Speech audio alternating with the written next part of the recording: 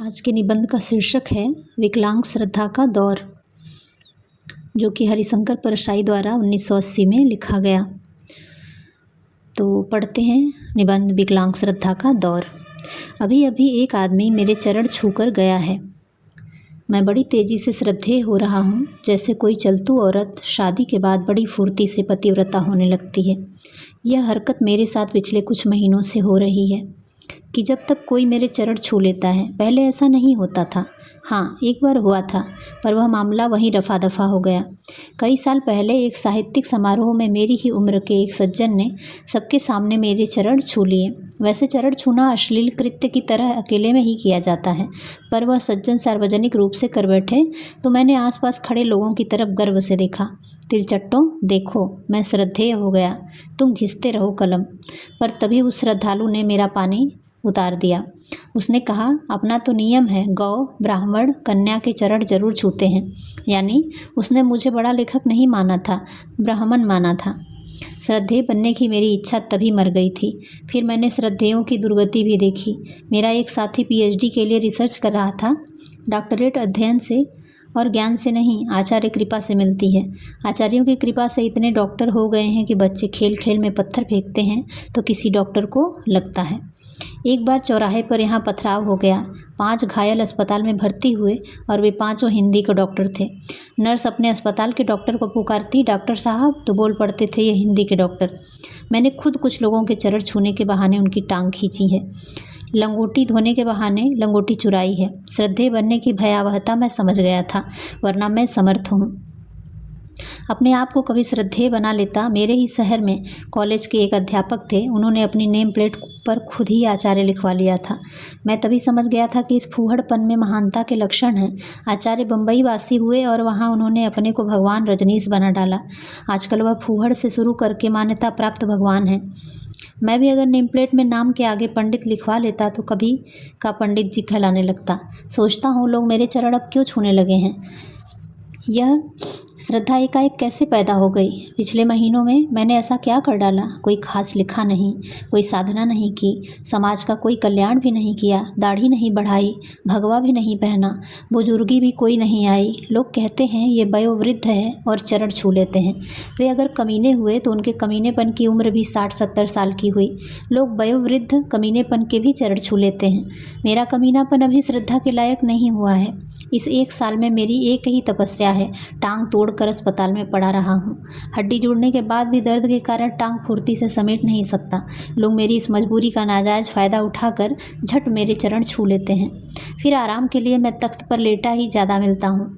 तख्त ऐसा पवित्र आसन है कि उस पर लेटे दुरात्मा के भी चरण छूने की प्रेरणा होती है। क्या मेरी टूटी टांग में से दर्द की तरह श्रद्धा पैदा हो गई है? तो यह विकलांग श्रद्धा है। जानता हूँ देश में जो मौसम चल रहा है उसमें श्रद्धा की टांग टूट चुकी है, तभी मुझे भी यह विकलांग श्रद्धा दी जा रही है। लोग सोचते होंगे कि इसकी टांग टूट गई है, यह असमर्थ हो गया, दयनीय है, आओ इसे हम श्रद्धा दे दें। हाँ, बीमारी में से श्रद्धा कभी कभी निकलती है। साहित्य और समाज के एक सेवक से मिलने मैं एक मित्र के साथ गया था। जब वह उठे तब उस मित्र ने उनके चरण छू लिए। बाहर आकर मैंने मित्र से कहा, यार तुम उनके चरण क्यों छूने लगे? मित्र ने कहा, तुम्हें पता नहीं है, उन्हें डायबिटीज़ हो गई है। अब डायबिटीज़ श्रद्धा पैदा करे तो टूटी टांग भी कर सकती है, इसमें कुछ अटपटा नहीं है। लोग बीमारी से कौन फ़ायदे नहीं उठाते। मेरे एक मित्र बीमार पड़े थे, जैसे ही कोई स्त्री उन्हें देखने आती वह सिर पकड़कर कराहने लगते। स्त्री पूछती, क्या सिर में दर्द है? वे कहते, हाँ, सिर फटवा पड़ता है। स्त्री सहज ही उनका सिर दबा देती। उनकी पत्नी ने ताड़ लिया, कहने लगी, क्यों जी, जब कोई स्त्री तुम्हें देखने आती है तभी तुम्हारा सिर क्यों दुखने लगता है? उसने जवाब भी माकूल दिया, कहा, तुम्हारे प्रति मेरी इतनी निष्ठा है कि पर स्त्री को देखकर मेरा सिर दुखने लगता है। जान प्रीत तरस इतने हूँ माही। श्रद्धा ग्रहण करने की भी एक विधि होती है। मुझसे सहज ढंग से अभी श्रद्धा ग्रहण नहीं होती, अटपटा जाता हूँ। अभी पार्ट टाइम श्रद्धेय ही हूँ। कल 2 आदमी आए। वे बात करके जब उठे तब एक ने मेरे चरण छूने को हाथ बढ़ाया। हम दोनों ही नौसिखुए हैं। उसे चरण छूने का अभ्यास नहीं था, मुझे छुआने का। जैसा भी बना उसने चरण छू लिए, पर दूसरा आदमी दुविधा में था। वह तय नहीं कर पा रहा था कि मेरे चरण छुए या नहीं। मैं भिखारी की तरह उसे देख रहा था। वह थोड़ा सा झुका, मेरी आशा उठी, पर वह फिर सीधा हो गया। मैं बुझ गया। उसने फिर जी कड़ा करके कोशिश की, थोड़ा झुका, मेरे पाँवों में फड़कन उठी। फिर वह असफल रहा, वह नमस्ते करके ही चला गया। उसने अपने साथी से कहा होगा, तुम भी यार कैसे टुच्चों के चरण छूते हो। मेरे श्रद्धालु ने जवाब दिया होगा, काम निकालने को उल्लुओं से ऐसा ही किया जाता है। इधर मुझे दिन भर ग्लानि रही, मैं हीनता से पीड़ित रहा। उसने मुझे श्रद्धा के लायक नहीं समझा। ग्लानि शाम को मिटी जब एक कवि ने मेरे चरण छुए। उस समय मेरे एक मित्र बैठे थे। चरण छूने के बाद उसने मित्र से कहा, मैंने साहित्य में जो कुछ सीखा है परसाई जी से, मुझे मालूम है वह कवि सम्मेलनों में हूट होता है। मेरी सीख का क्या यही नतीजा है। मुझे शर्म से अपने आप को जूता मार लेना था, पर मैं खुश था। उसने मेरे चरण छू लिए थे।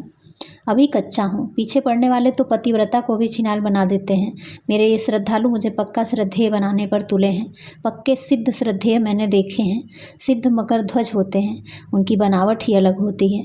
चेहरा, आँखें खींचने वाली, पाँव ऐसे कि बरबस आदमी झुक जाए। पूरे व्यक्तित्व पर श्रद्धेय लिखा होता है। मुझे ये बड़े बौड़म लगते हैं, पर ये पक्के श्रद्धेय होते हैं। ऐसे एक के पास मैं अपने मित्र के साथ गया था। मित्र ने उनके चरण छुए जो उन्होंने विकट ठंड में भी श्रद्धालुओं की सुविधा के लिए चादर के बाहर निकाल रखे थे। मैंने उनके चरण नहीं छुए, नमस्ते करके बैठ गया। अब एक चमत्कार हुआ। होना यह था कि उन्हें हीनता का बोध होता कि मैंने उन्हें श्रद्धा के योग्य नहीं समझा था। हुआ उलट। उन्होंने मुझे देखा और हीनता का बोध मुझे होने लगा। हाय, मैं इतना अधम हूँ कि अपने को इनके पवित्र चरणों को छूने के लायक नहीं समझता। सोचता हूँ ऐसा बाध्य करने वाला रौब मुझ ओछे श्रद्धेय में कब आएगा।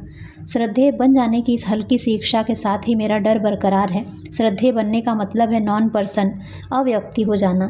श्रद्धेय वह होता है जो चीज़ों को हो जाने दे, किसी चीज़ का विरोध न करे, जबकि व्यक्ति की चरित्र की पहचान ही यह है कि वह किन चीज़ों का विरोध करता है। मुझे लगता है लोग मुझसे कह रहे हैं, तुम अब कोने में बैठो, तुम दयनीय हो, तुम्हारे लिए सब कुछ हो जाया करेगा, तुम कारण नहीं बनोगे, मक्खी भी हम उड़ाएंगे। और फिर श्रद्धा का यह कोई दौर है देश में। जैसा वातावरण है उसमें किसी को भी श्रद्धा रखने में संकोच होगा। श्रद्धा पुराने अखबार की तरह रद्दी में बिक रही है। विश्वास की फसल को तुषार मार गया है। इतिहास में शायद कभी किसी जाति को इस तरह श्रद्धा और विश्वास से हीन नहीं किया गया होगा। जिस नेतृत्व पर श्रद्धा थी उसे नंगा किया जा रहा है। जो नया नेतृत्व आया है वह उतावली में अपने कपड़े खुद उतार रहा है। कुछ नेता तो अंडरवियर में ही हैं। कानून से विश्वास गया, अदालत से विश्वास छीन लिया गया। बुद्धिजीवियों की नस्ल पर ही शंका की जा रही है। डॉक्टरों को बीमारी पैदा करने वाला सिद्ध किया जा रहा है। कहीं कोई श्रद्धा नहीं, विश्वास नहीं। अपने श्रद्धालुओं से कहना चाहता हूँ, यह चरण छूने का मौसम नहीं, लात मारने का मौसम है।